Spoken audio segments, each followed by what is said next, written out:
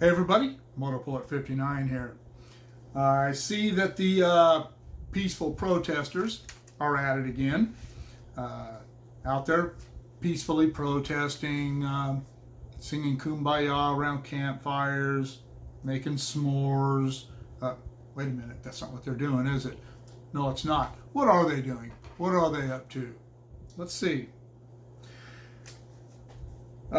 Began with Minneapolis, where they had over 150 cases of arson that involved burning the 3rd precinct of the Minneapolis Police Department, burning down a Target, burning an entire block that included a diner, a liquor store, an AutoZone, and a couple of other businesses, and looting. Over 1,500 businesses in Minneapolis were looted during the peaceful protests. I won't do that anymore. I don't want to be too annoying with it. Chicago, 13 police injured in rioting, 100 people arrested during a peaceful protest. Portland, 3 police injured by fireworks. One what sounded like a Roman candle was aimed at one of them that hurt them, and another one was one of the mortar type that one like you see at big time fireworks shows. It shoots 500 feet up in the air and explodes like ones at Disneyland.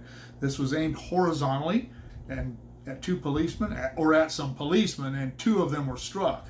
One had burns on the face and the neck. The other one had burns and impact injuries on the legs. 16 people were arrested during that peaceful protest. Seattle, while they haven't had any more uprisings where anybody's been injured since the feds came in and cleaned that up, they still voted yesterday. And I might say that I started this video. This is the 3rd time I've started this video.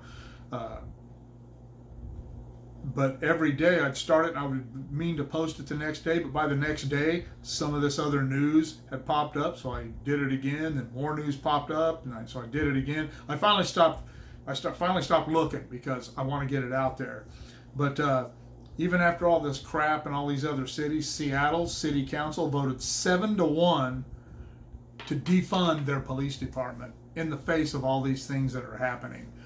These progressives, they don't know what they're doing by defunding the police. They think this is going to work out well. I think their plan is for the anarchy to overtake cities and the federal government send in troops or National Guard or marshals or whoever and break this up, and the media will play that up like it's some kind of a war, and that the federal government led by Donald Trump is killing Americans and arresting people for assembling and violating their First Amendment rights and things like that.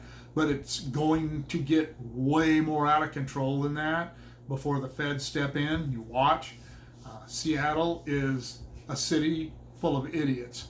I'm sure there are some people who live in Seattle who aren't down with all this, just like Portland, Chicago, Atlanta, all these other cities that have suffered these kind of destructive practices by these peaceful protesters. That the Democrats, these are domestic terrorist groups, and the Democrats just won't call them that because it doesn't fit their narrative right now. But defunding the police departments, any police department anywhere, in the face of all of these problems is a really, really bad idea. We are releasing, in California, criminals back onto the street because of COVID-19 rather than just making them wear masks. If the masks work for us, why don't they work for them? I made a video about that too. But they're releasing criminals back in the street. Oh, they're nonviolent criminals. I did a video about that. There's no such thing as nonviolent crime. But these people are being released onto the streets, and they don't care about these causes. Most of them, I'm sure some of them do, but most of these guys don't care about these causes. They care about getting their next drink or their next hit. And if they have to fall in with a bunch of idiots that are kicking doors down and breaking windows out, they'll just make sure that the liquor store is one of the stops that happens at. And I don't understand it. I don't understand what's happened to the United States of America. I don't understand. Washington and Oregon, those places have always been liberal states, and I don't understand their thinking.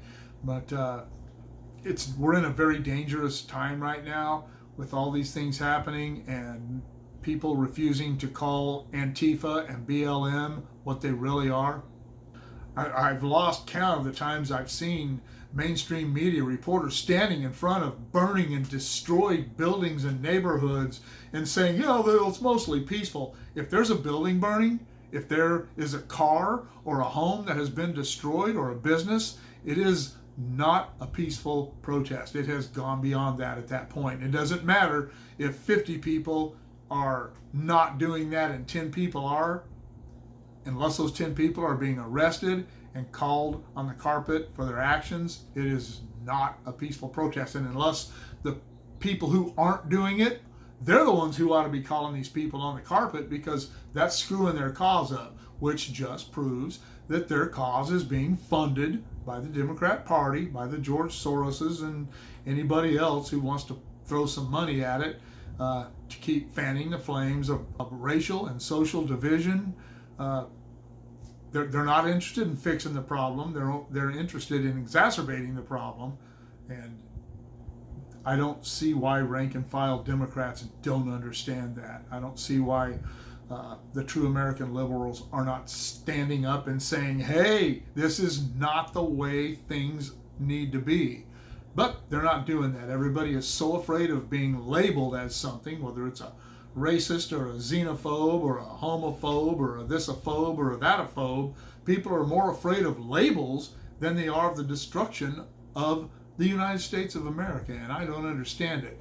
And these cities like Chicago, Portland, Minneapolis, Atlanta, Santa Monica, these people have lost so much, and they still won't stand up in numbers and say, stop this.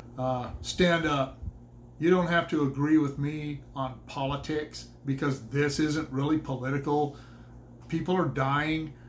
Economies are being ruined. Neighborhoods are being burned to the ground. You don't need to be a liberal or a conservative or a Democrat or a Republican to know that that is bad. And we'll get to a point where one or two things will happen. We tip over the top and this turns into a true race war, civil war of sorts, or things are slowed down, the pendulum starts to swing the other way and people start to calm down, cooler heads prevail like they have in the past. But I don't know. People seem to be smarter about things in the past than they are right now. We'll see. What do you think? Let me know in the comments below. Send me an email at motopoet59@gmail.com. Like, share, subscribe. Click on the bell if you want to be notified of future content. And go Trump. Vote for Donald Trump in November. And hopefully we'll be able to calm things down once the Democrats realize that they have lost the election and there's nothing they can do about it but cry. Make liberals cry again. Take it easy. See y'all later.